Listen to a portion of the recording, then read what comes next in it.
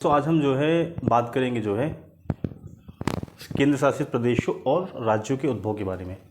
हम संघ और इसके क्षेत्र के बारे में पिछले वाले वीडियो में डिस्कस किया था। उसमें देखिए आर्टिकल नंबर 3 के तहत जो है राज्यों के पुनर्गठन की बात करता है। तो भारत में जो वर्तमान में राज्य हैं, जो आप पॉलिटिकल मैप देखते हैं, राजनीतिक मानचित्र देखते हैं जो वर्तमान में भारत का है, ये शुरू से ऐसा नहीं था। प्राकृतिक मानचित्र तो ऐसा ही था, बट राजनीतिक मानचित्र ऐसा नहीं था। राज्य कुछ और थे, उनके कुछ नाम कुछ और थे। बात के दिनों में जब आज़ादी मिली तो बात के दिनों में उस पर काम करके जो है धीरे धीरे करके जो है आज जो वर्तमान स्वरूप है उसको जो है प्राप्त किया गया है। जो आज हम देखते हैं मध्य प्रदेश, झारखंड, उड़ीसा, उत्तर प्रदेश, हिमाचल प्रदेश, राजस्थान, गुजरात, बम्बई, कर्नाटका, तमिलनाडु, ये सब पहले नाम नहीं थे। कुछ थे बट सब नहीं थे। तो इनका उद्भव कैसे हुआ, ये भारत का जो पॉलिटिकल मैप आज दिख रहा है ये कैसे बना, इस पे जो है आज हम चर्चा करेंगे। एक तरीके देखा है ये वाला जो टॉपिक है संघ और इसके क्षेत्र वाले चैप्टर में ही है, लेकिन इसकी हम अलग से चर्चा कर रहे हैं, इसलिए अलग से हेडिंग अलग से सब कुछ करके जो है इसको हम समझेंगे। तो देखिए सबसे पहले जब भारत आज़ाद हुआ तो भारत में जो है क्या कहते हैं बहुत सारे रजवाड़े थे। ऐसे ऐसे रजवाड़े थे कि जिनकी संख्या देखा है तो 552 थी। पूर्ति जो भारतीय क्षेत्र है आज पूरा, उसमें 552 तो रजवाड़े थे। राजा थे, नवाब थे, जमींदार थे, ये सब हुआ करते थे। 552। कोई 10 गांव का राजा है, कोई 15 गांव का राजा है, कोई एक ज़िले का है, कोई बहुत बड़ी उसकी जो है प्रेसिडेंसी है उसका है। ऐसे छोटे बड़े बहुत से थे। 552 है। आप सोचो नंबर कितने होते, 552। आज तो लोकसभा की सीट भी इतनी नहीं है। 552 लोकसभा की सीट है, पर 543 से ही काम चल रहा है। तो इतने जो है रजवाड़े थे। आज़ादी के बाद सबसे बड़ी समस्या थी इनको भारत में सम्मिलित करने की, क्योंकि रजवाड़ों का क्या था, अपनी एक अलग एक्ट थी। जितने भी रजवाड़े थे आप याद करिए, उसमें से एक भी जो है बहादुर योद्धा नहीं था जो अंग्रेज़ों के खिलाफ जो है खड़ा होकर लड़ाई लड़ सके। लेकिन जब देश आज़ाद हुआ तो सब जो है अपना जो है अलग शासन चलाना चाहते थे। तो सबसे बड़ी चुनौती थी उनको भारतीय राज्य में जो है भारतीय संघ में मिलाने की थी। उसका जिम्मा सरदार पटेल ने अपने हाथ उठाया और करके दिखाया। 552 थी, 552 को जो है भारतीय संघ में मिलाया। तो समझते हैं कैसे। तो सबसे पहला हेडिंग रहेगा देसी रियासतों का एकीकरण। देसी रियासतों का एकीकरण।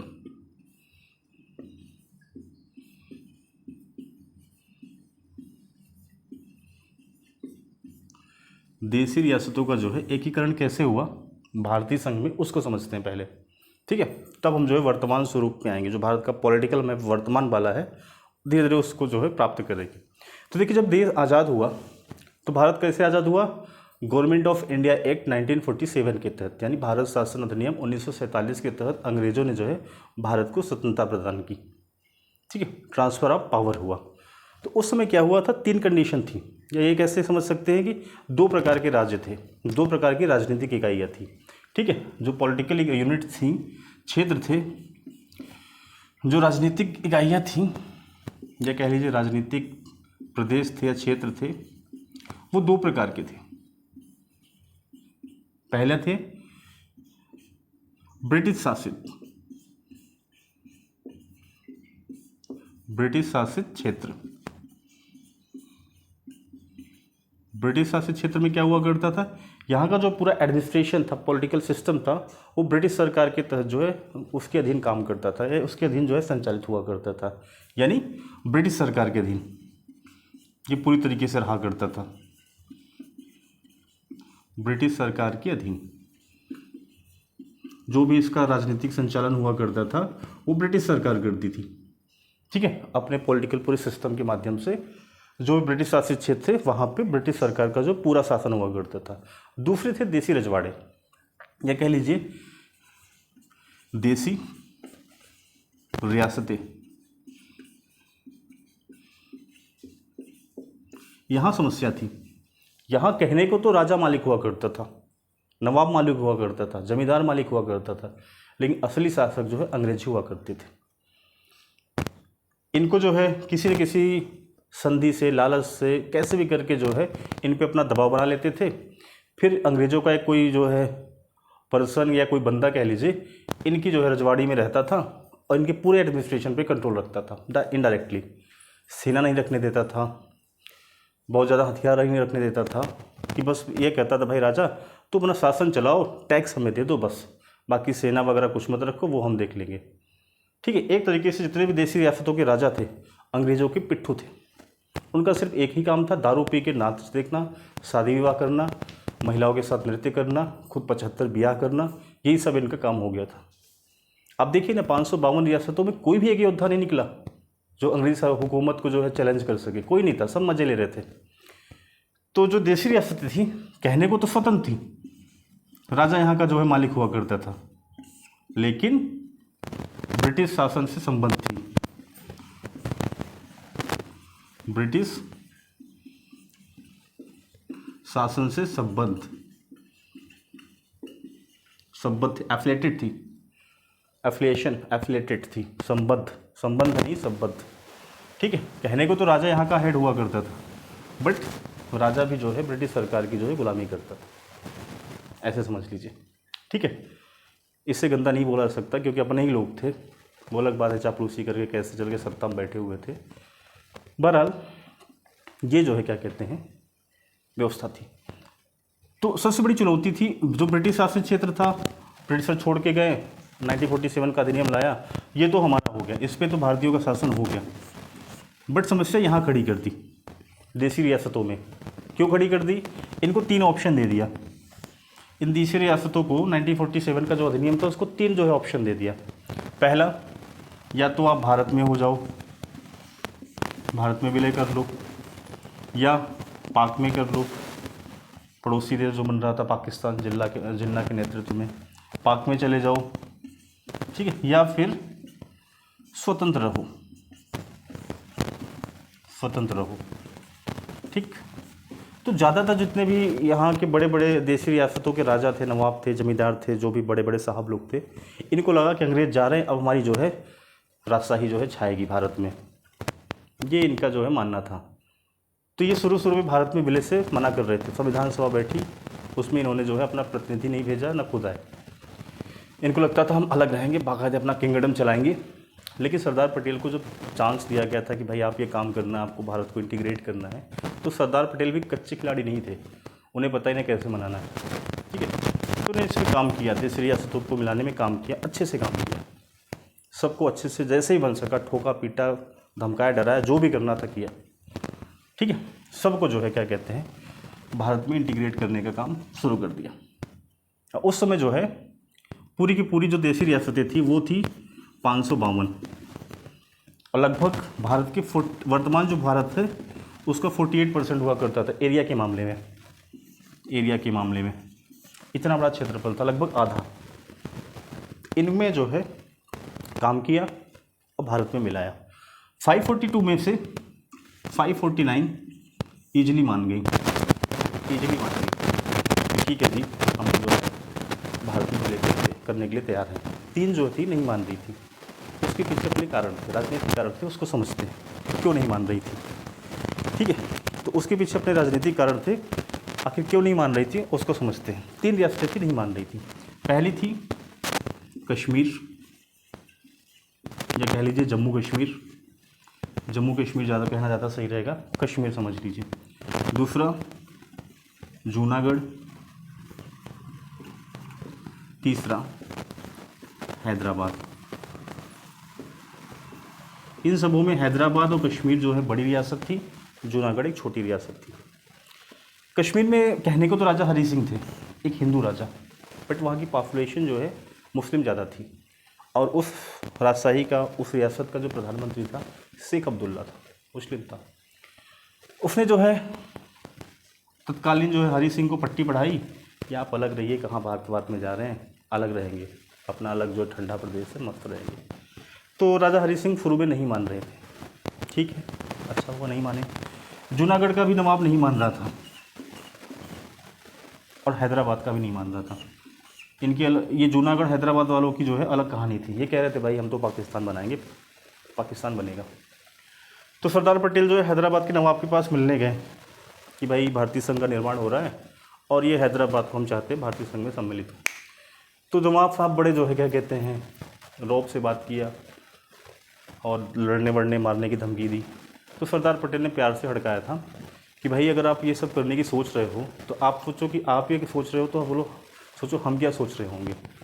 आप एक छोटे सी रियासत के राजा हैं, आप इतना कुछ सोच सकते हैं लड़ाई झगड़े का। तो मैं तो भारतीय संघ का गृह मंत्री हूँ आज के टाइम में, और उप प्रधानमंत्री भी हूँ, तो सोचो मैं क्या सोच रहा हूँगा। ठीक है, तो उसको थोड़ा सा हड़काया और बाद में जो है पुलिस भेज के वहाँ के सैनिकों को पिटाई लगा के भगाया गया और वहाँ का जो नवाब था भाग गया। कहाँ भाग गया समझ सकते कहाँ भाग गया। ठीक है, तो इस प्रकार हैदराबाद का विलय हो गया पुलिस कार्रवाई के द्वारा। दूसरी है भाई जूनागढ़, यहाँ जनमत करा लिया गया। यहाँ जो है जनमत करा लिया गया और जनमत कराने के क्रम में क्या हुआ, मैक्सिमम लोगों ने वोट किया इंडिया के लिए। जूनागढ़ जो है इंडिया का इंटीग्रल पार्ट हो गया। समस्या थी कश्मीर में। कश्मीर के राजा हरि सिंह आखिरी मोमेंट तक नहीं मान रहे थे, बोल रहे थे नहीं हम जी इंडिविजुअल रहेंगे, अलग रहेंगे, हम स्वतंत्र रहेंगे। पाकिस्तान बन गया तो पाकिस्तान के लोगों ने जो है वहाँ की आर्मी ने वहाँ के लोकल लोगों को यूज करके हिंदुस्तान पे अटैक कर दिया। अटैक कर गया, भागे भागे जो है राजा हरि सिंह के जो प्राइम मिनिस्टर थे शेख अब्दुल्ला भारत में आए, मन दिल्ली आए। उन्होंने कहा कि भाई हमारी रक्षा करो। तो सरदार पटेल ने कहा भाई हम भारत की सेना तो भारत की रक्षा करती है, अब चूंकि अब भारत तो है नहीं तो हम आपकी रक्षा कैसे कर सकते हैं। तो फटाफट जो है विलय कराया गया और राजा हरि सिंह ने जो है साइन वाइन किए और भारत में विलय हुआ। बाद में कंडीशन के साथ 335 पे डाला गया, उसको हम आगे चर्चा करेंगे कितनी गंदी राजनीति के साथ डाला गया, उसके हम आगे चर्चा करेंगे। बहरहाल इसका विलय हो गया, लेकिन विलय होने क्रम में जो है पाकिस्तान की जो सेना थी, वहाँ के जो लोकल थे, आदिवासी थे, कबीलियाई थे, उनकी हेल्प से बहुत अंदर तक आ चुकी थी। कहने को तो कबीलाई युद्ध था, कबीलों ने आक्रमण किया था, बट कबीलों की सहायता से पाकिस्तानी आर्मी जो है भारत में प्रवेश कर गई थी और आज वहीं बॉर्डर खड़ा है, LOC कहते हैं जिसे, लाइन ऑफ कंट्रोल। इस प्रकार जो है इन रियासतों का पूरा जो है भारत में विलय हो गया। ठीक है, अब देखिए जब सारी रियासतें वगैरह मिल गई भारत में, तो संविधान जब लागू हो रहा था उस समय जो है भारत में 4 प्रकार के जो है राज्य हुआ करते थे। भाग 1 में कुछ था, भाग क ख ग घ, भाग क भाग ख भाग ग भाग घ, 4 पार्ट्स में डिवाइडेड था और 4 स्टेट जो है उसमें जो है क्रमबद्ध तरीके से रखे हुए थे। कौन कौन से स्टेट थे, कैसे कैसे थे, उसको समझते हैं। ठीक है, इसको मिटा लेते हैं, आई थिंक आप समझ गए होंगे।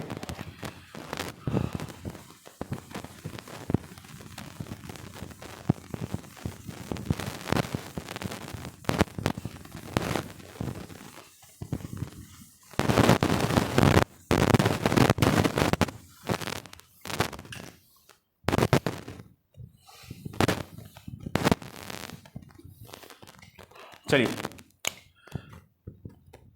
पहले लाइन ड्रॉ कर लेते हैं। थोड़ा सा ये वैसे तो बुक्स में दिया हुआ है, बट समझने के लिए थोड़ा समझ लेते हैं, क्योंकि समझ लेंगे ज़्यादा अच्छा रहेगा।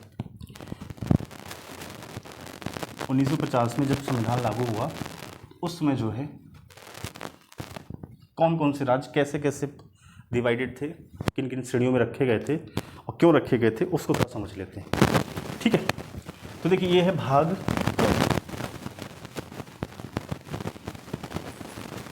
ये है भाग ख, इसे ग मान लीजिए। 4 भागों में जो है भारतीय राज्यों को डिवाइड किया गया था। पहले भाग में वो राज्य थे जहाँ पे जो है ब्रिटिश शासन के जो ब्रिटिश सरकार के गवर्नर का राज्य हुआ करता था, वहाँ पे जो है वो वाले राज्य जो है भाग क में थे। जिन जिन राज्यों में ब्रिटिश गवर्नर का शासन हुआ करता था वहाँ पे जो है उन राज्यों को भाग क में रखा गया था। ठीक है, वो कौन कौन से राज्य थे बताता हूँ। पहला था हमारा असम, पहला था असम। दूसरा था बिहार। तीसरा था बम्बई। ठीक है, बम्बई जिसे आज के टाइम में मुंबई कहते हैं। बम्बई में बहुत बड़ा जो है राज्य हुआ था। गुजरात और महाराष्ट्र को मिला के बॉम्बे कहा जाता था। महाराष्ट्र का पूरा पार्ट्स नहीं था, कुछ पार्ट्स थे, गुजरात के भी कुछ पार्ट्स थे, पूरा पार्ट्स नहीं था, तो उनको मिला के जो है बम्बई कहा जाता था। ठीक है, उसके बाद देखिए चौथा मध्य भारत, मध्य भारत। ठीक है, अगला है मद्रास। छठा क्या था? उड़ीसा। सातवां क्या था? पंजाब।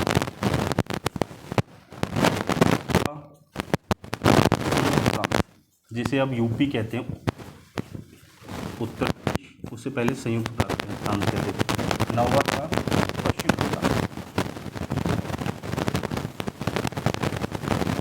ठीक है, तो भाग में ये 9 राज्य हुआ करते थे जहाँ पे ब्रिटिश सरकार के गवर्नर का जो है शासन हुआ करता था। ऐसी व्यवस्था जो है की गई थी। भाग ख में जो है वो राज्य आते थे, रखे गए थे जहाँ पे जो शाही शासन था, विधायिका भी थी, विधानमंडल भी था, विधानसभा भी थी। ठीक है, ऐसे राज्य जो है भाग ख में रखे गए थे। वो कौन कौन से हैं उसे देखते हैं।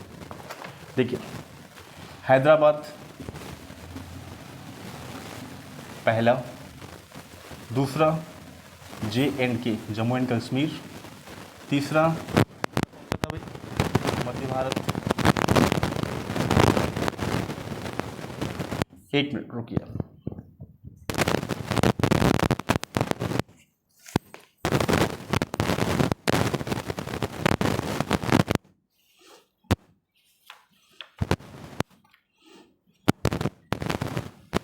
ठीक है, तो मध्य भारत तीसरा था।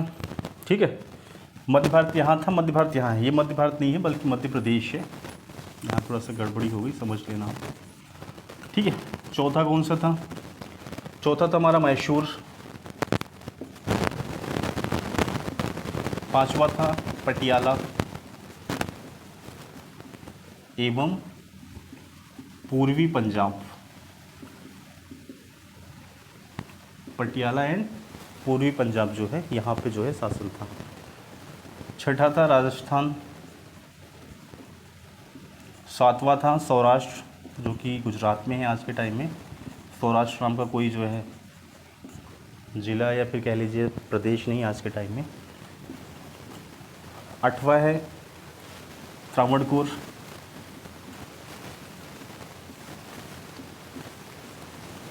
त्रावणकोर कोचीन, ठीक है, केरल में है आज के टाइम में।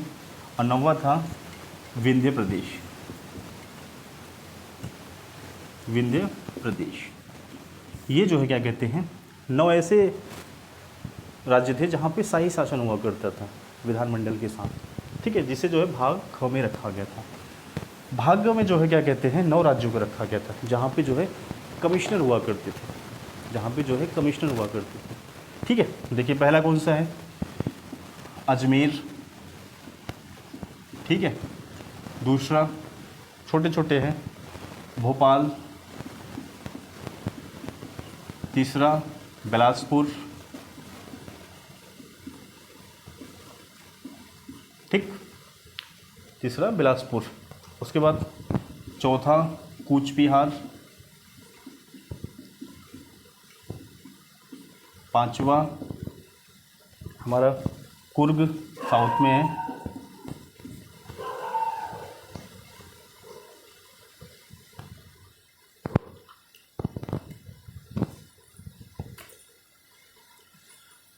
छठा हमारा दिल्ली। सातवां हिमाचल प्रदेश, HP लिख दे रहा हूँ शॉर्ट फॉर्म में। आठवां था हमारा कौन सा? कच्छ।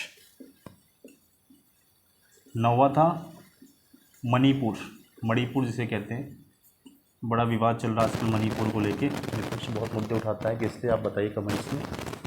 10वां था त्रिपुरा। ये सब ऐसे राज्य थे जहाँ पे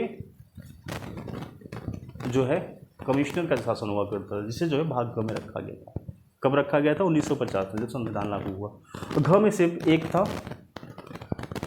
अंडमान एवं निकोबार द्वीप समूह।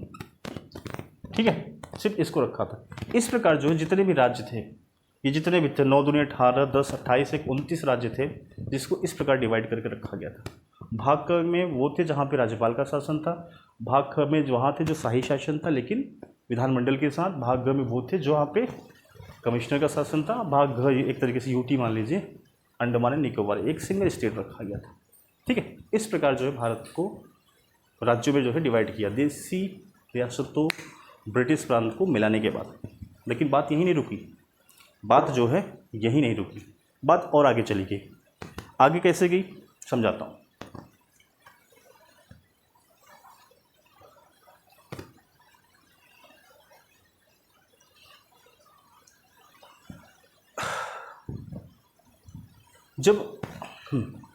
जब भारत में देसी रियासतों को एकीकृत किया जा रहा था, तो मोटे तौर पे देखा जाए तो भारत में एक और जो है आक्रोश पैदा ले रहा था। ज़्यादातर साउथ इंडिया में जो है ये आक्रोश ज़्यादा था, और ख़ासतौर से आंध्र प्रदेश, जो वर्तमान में आंध्र प्रदेश है, तेलुगु भाषी लोग थे, वहाँ पे जो है ज़्यादा जो है आक्रोश चल रहा था। उनकी मांगे थी कि भाई स्टेट आप बना तो रहे ये सब ठीक है, लेकिन हम चाहते हैं कि भाषा के आधार पर जो राज्यों का गठन हो। ठीक है, बहुत ज़्यादा विरोध हुआ, बहुत ज़्यादा जो है प्रॉब्लम्स कर रहे थे लोकल लोग। तो जो है Bharat end of the day क्या होता है कि सरकार मजबूर हो जाती है। तो सरकार ने उस समय जो है, जो भी सरकार थी, मतलब नेहरू जी प्रधानमंत्री थे अंतरिम सरकार के, 1948 में, जून 1948 में उन्होंने धर आयोग का जो है गठन किया। अब बोला भाई साहब जाके जो है पता करो कि क्या भाषा के आधार पर राज्यों का गठन हो सकता है क्या, और गठन अगर करते हैं तो किस हद तक सही रहेगा, इसकी जो है समीक्षा करके लाओ, ग्राउंड रिपोर्ट लेके आओ। तो देखिए होता क्या आगे, मिटाता हूँ इसको।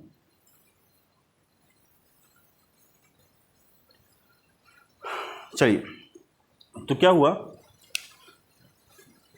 धर आयोग इसका गठन किया गया 1948 में, जून का महीना था। इसे बोला गया भाई धर साहब आप मार्केट में जाइए, मतलब भारत के विभिन्न क्षेत्रों में भ्रमण कीजिए, अपने आदमी भेजिए और पता करिए कि लोग ये जो मांग कर रहे हैं कि भाषा के आधार पे जो है राज्यों का गठन होना चाहिए, ये क्या सही है कि नहीं।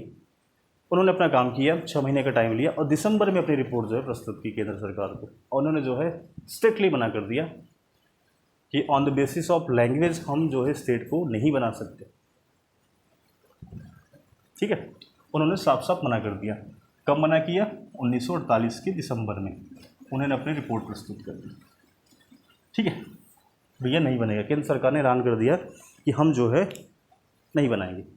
ठीक है, तो फिर बाद में रोष और बढ़ता गया, लोगों का कह सकते हैं, क्या कहते हैं, आक्रोश कह लीजिए, धरना प्रदर्शन बहुत बढ़ गया। वैसे इंटरेस्टिंग बात यह है, जब देश आज़ाद नहीं हुआ था उससे पहले नॉर्थ साउथ ईस्ट वेस्ट सब लोग जो है हिंदी हिंदी हिंदी की बात कर रहे थे। हिंदी है वतन हिंदुस्तान हमारा, भारत की जो है राष्ट्रीय लैंग्वेज हिंदी होगी, सब लोग बात कर रहे थे, साउथ के लोग भी बात कर रहे थे। लेकिन जैसे आज़ादी मिली लोग पलट गए, या कह लीजिए राजनीति ने उन्हें पलटने के लिए मजबूर कर दिया और ये आक्रोश फिर बढ़ता गया। ठीक है, आक्रोश बढ़ता गया। तो बाद के दिनों में क्या हुआ, दिसंबर 1948 में ही जो है, दिसंबर 1948 में ही जो एक समिति गठित करी गई, जे मतलब जवाहरलाल नेहरू वीपी समिति, इसका जो है गठन किया गया। इसमें 3 लोग थे, कोई अध्यक्ष नहीं था, सब सदस्य ही थे। जे मतलब जवाहरलाल नेहरू, वी मतलब वल्लभ भाई पटेल, पी मतलब पट्टाभी सीतारामैया। 3 लोगों की समिति थी। उनको कहा कि भाई आप भी काम करो, देखो जनता जनार्दन क्या चाहती है। बात वही निकल के आई कि on the basis of language state का फॉर्मेशन होना चाहिए। इन्होंने भी जो है इस प्रपोजल को रिजेक्ट कर दिया कि नहीं भाई ऐसा तो नहीं होना चाहिए। ये भी जो समिति थी उन्होंने भी मना कर दिया कि भाषा के आधार पर राज्यों गठन करके हम मुसीबत मोल ले लेंगे, और जो है एडमिनिस्ट्रेशन के हिसाब से जो राज्यों का गठन होना चाहिए। ठीक है, बहुत ज़्यादा जो है ये हुआ। 48 बीत गया, 50 में संविधान लागू हुआ, 51-52 में चुनाव हुआ लोकसभा का, 52 में नेहरू जी प्राइम मिनिस्टर बने।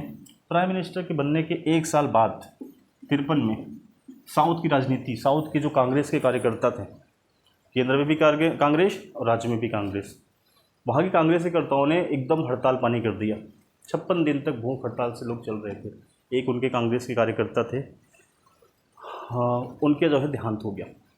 कांग्रेस की कार्यकर्ता थे, आई थिंक उनका नाम क्या है, पोट्टी ऐसे करके है, पोट्टी श्री रामुलू ऐसे कुछ है। ठीक है, पोट्टी श्री रामुलू ये नाम था, इनकी मृत्यु हो गई। 56 दिन की भूख हड़ताल के बाद इनकी मृत्यु हो गई। मजबूरन जो है केंद्र सरकार को, क्योंकि देखिए केंद्र में भी कांग्रेस थी, राज्य में भी कांग्रेस थी, तो भाषा के आधार पर राजनीति तो बहुत भयंकर हुई है। अब इससे क्या लिए डिमांड थी, लोगों की मांग थी, बट राजनीति तो हुई है। ठीक है, मजबूरन में जो है 1953 में जो है, उस समय क्या था, मद्रास और आंध्र प्रदेश ये एक हुआ करते थे। ठीक है, मद्रास में तमिल थे और आंध्र प्रदेश में तेलुगु भाषी के लोग थे। तो जो है मद्रास से जो है तेलंगाना यानी आंध्र प्रदेश को अलग करके आंध्र प्रदेश राज्य का गठन हुआ तेलुगु भाषा वाले लोगों के लिए। तो ये पहला बार था 1953 में, पहला एक स्टेट बना भाषा के आधार पे। ठीक है, जो आंध्र प्रदेश था। ये कई बार ऑब्जेक्टिव में पूछा जा चुका है, पीसीएस में पूछा जा चुका है, एसएससी पूछा जा चुका है कि सबसे पहला राज्य वो कौन सा था जो भाषा के आधार पर बना, वो कब बना। 1953 में आंध्र प्रदेश। किससे कट के बना, मद्रास से, वर्तमान में तमिलनाडु से। ठीक है, तो मद्रास से कट के जो है आंध्र प्रदेश का निर्माण 1953 में भारत सरकार को करना ही पड़ा। ठीक है, तो ये जो इस प्रकार से जो है काम हुआ। उसके बाद जो है मांगे और बढ़ती गई। एक बना दोगे 10 लोग और खड़े हो जाएंगे, एक बना दो 10 लोग और खड़े हो जाएंगे। तो भारत सरकार ने फाइनली जो है 1955 के टाइम में मेरे ख्याल से फजल अली आयोग का गठन किया। अब फजल अली आयोग ने क्या रिपोर्ट प्रस्तुत की, आगे कैसे काम हुआ उसको समझते हैं। उससे पहले आप 2 मिनट रुकिए, समझते हैं फजल अली आयोग ने क्या रिपोर्ट प्रस्तुत करी। उसके बाद जो है भारत सरकार ने क्या एक्शन लिया उसको समझते हैं। मिटा दें इसको। भाषा के आधार पे लोगों को बांट के राजनीति करने का इतिहास भारत में बहुत पुराना है। ठीक है,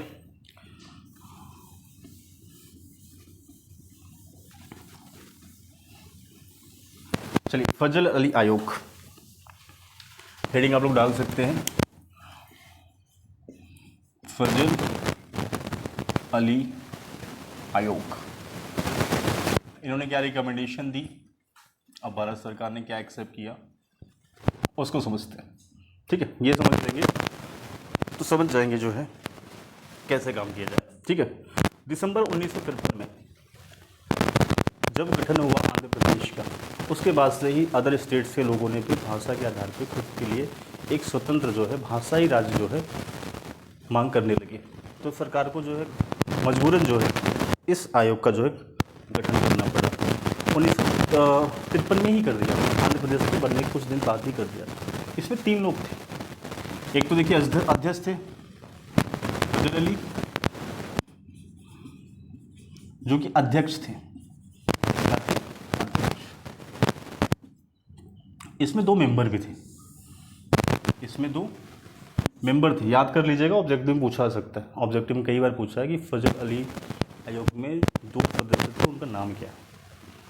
ठीक है, इनमें से या फिर ऐसे पूछ लेगा इनमें से कौन सा वो व्यक्ति है जो फजल अली आयोग में सम्मिलित था, या फिर फजल अली आयोग किस काम के लिए बनाया गया था। ठीक है, तो राज्यों के पुनर्गठन संबंधी काम के लिए फजल अली जो है आयोग बनाया गया था, राज्य पुनर्गठन आयोग कह लीजिए। ठीक है, फजल अली आयोग को ऐसे कहते सकते हैं, राज्य पुनर्गठन आयोग भी कह सकते हैं, क्योंकि इसी के रिकमेंडेशन से जो है आज के टाइम में जो स्टेट्स बने हैं, कुछ स्टेट बने थे उस समय।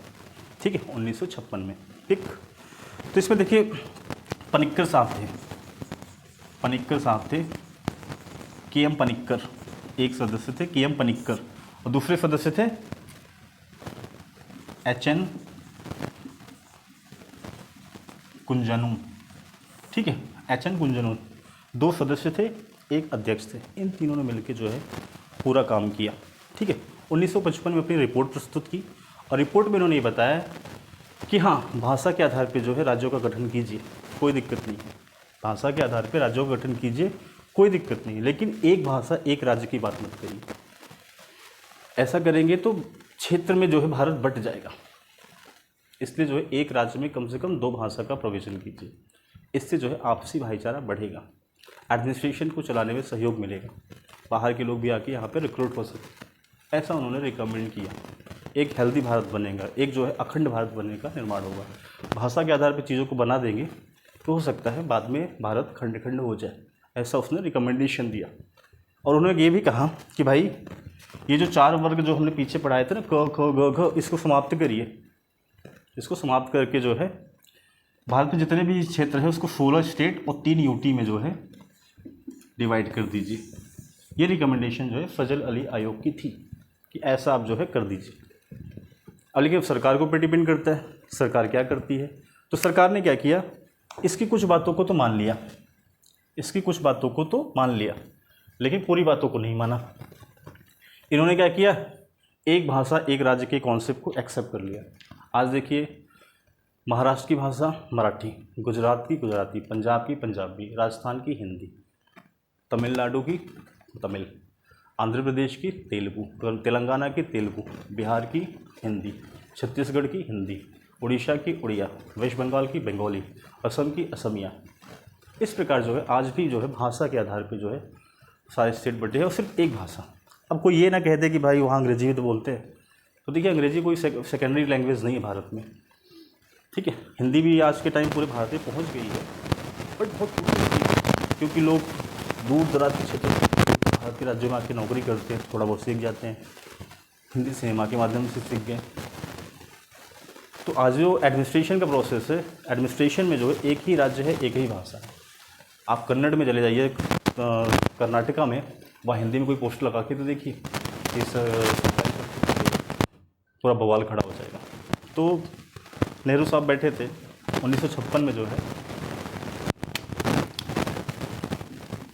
राज्य पुनर्गठन अधिनियम पारित किया, ठीक है। कब पारित किया, 1956 में पारित किया, और 7वां संविधान संशोधन भी किया, अमेंडमेंट करके जो है पूरे भारत के पॉलिटिकल मैप को चेंज कर दिया, ठीक है। इन्होंने क्या किया, जो भाग क और ख था जो मैंने पीछे बताया, उसके बीच की जो दूरियाँ थी उसको कम करके लगभग समाप्त कर दिया, ठीक है। अब क ख एक जैसे हो गए, और जो भाग ग था उसको तो ख़त्म ही कर दिया, जो भी इसके क्षेत्र थे आसपास के राज्यों में मिला के ख़त्म कर दिया। और घ था जो अंडमान निकोबार द्वीप समूह वाला, वो भी लगभग पूरा ख़त्म करके उसको यूटी बना दिया। आज तक वो यूटी है, अंडमान निकोबार द्वीप समूह, ठीक है। तो इस प्रकार जो है राज्य पुनर्गठन आयोग ने काम किया। इसके बाद जब जैसे ही ये सब लागू हो गया, राज्य पुनर्गठन आयोग इत्यादि सब कुछ लागू हो गया, तो भारत में 14 स्टेट हुए और कितने यूटी थे, 6 यूटी, 1956 में 1 नवंबर